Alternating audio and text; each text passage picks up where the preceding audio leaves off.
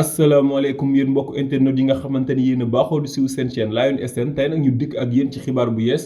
ñeel kii di Toussaint Manga moom nag ginnaaw bi nga xamante ni quitté na parti PDS il y a 3 mois de cela moom Toussaint Manga rek muy xamle ni gannaaw ba mu waxtaanee ak ay xaritam am di jàmmam waaye it ay sympathisants moom daan nay rejoindre li nga xamante ni moo di parti Pastef ngir rek accompagner leen ba 2024 moom nag Toussaint Manga nee na li waral loolu mooy dafa gis ne rek parti politique yi ak mouvement yi dafa bëri loolu ci Sénégal moo tax moom jugé wul nécessaire dem naan day créer benn parti wala beneen mouvement ci centaine de partis yi nga xamante ni am na fi ba noppi. moo tax nag moom nee na daal ginnaaw bu mu gisee vision wu li nga xamante ni moo di parti Pastef gis seen dévouement waaye it liggéey bi nga xamante ni ñu ngi koy amal ci jeunesse bi mu gis ne daal moom daal moo gën a dëppoo ak li nga xamante ni moom la gëm ci yoruñu réew waaye moom la gëm ci vision ci wàllu politique. moo tax daal moom dina adhérer parti Pastef moom nag nee na tamit engagement bi nga xamante ni Ousmane Sonko am na ko à l'égard de son parti waaye à l'égard des Sénégalais tax na daal ba tax mu gëm projet bi nga xamante ne ñoom porté nañ ko ba tax na daal moom ne dina leen accompagner ci li nga xamante ni mooy combat bi nga xamante ne ñi ngi koy mëne waaye it ngir atteindre seen objectif ba mettre kii di Ousmane Sonko à la tête du pays en 2024 waaye moom xam leen na ni li ko gën a neex ci Pastef nag mooy le don de soi pour la patrie maanaam joxe lépp te doo xaar dara ci askan wi